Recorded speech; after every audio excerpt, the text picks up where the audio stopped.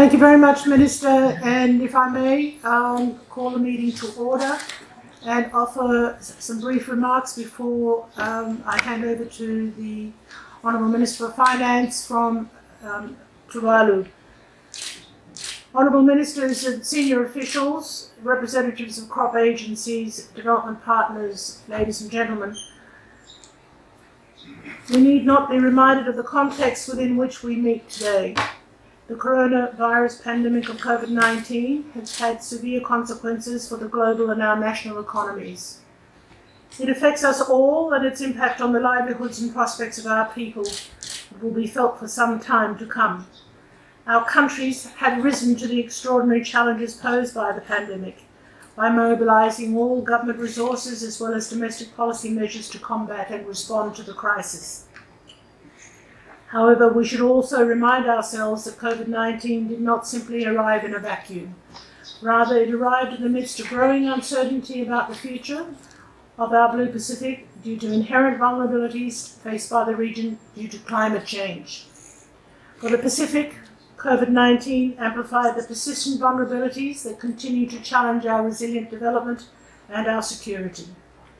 Therefore, far from being the cause of current social, economic and political challenges, the COVID-19 pandemic has exacerbated existing vulnerabilities, in some cases deepening and broadening them, and in other cases accelerating their arrival.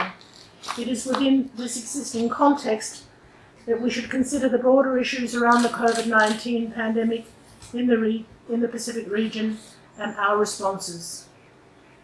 Your Excellencies, among other things, the impact of climate change together with COVID-19 has had a detrimental impact by worsening the level of poverty and inequality within several member states.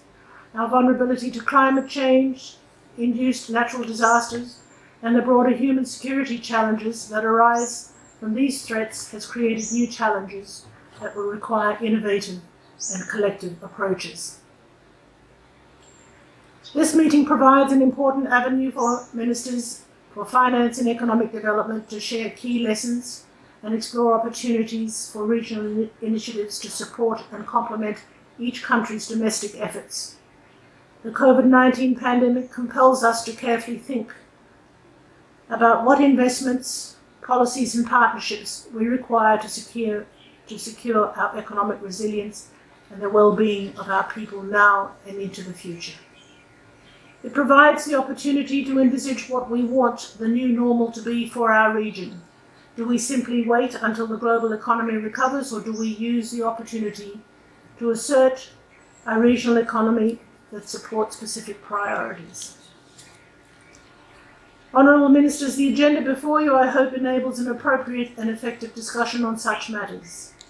As you will note, the substantive matters for discussion focus on the vulnerabilities outlined earlier, the COVID-19 pandemic, as well as the region's underlying economic challenges, including access to finance for resilient development and economic inequalities. I wish you all well in your deliberations and trust that we will have a productive meeting.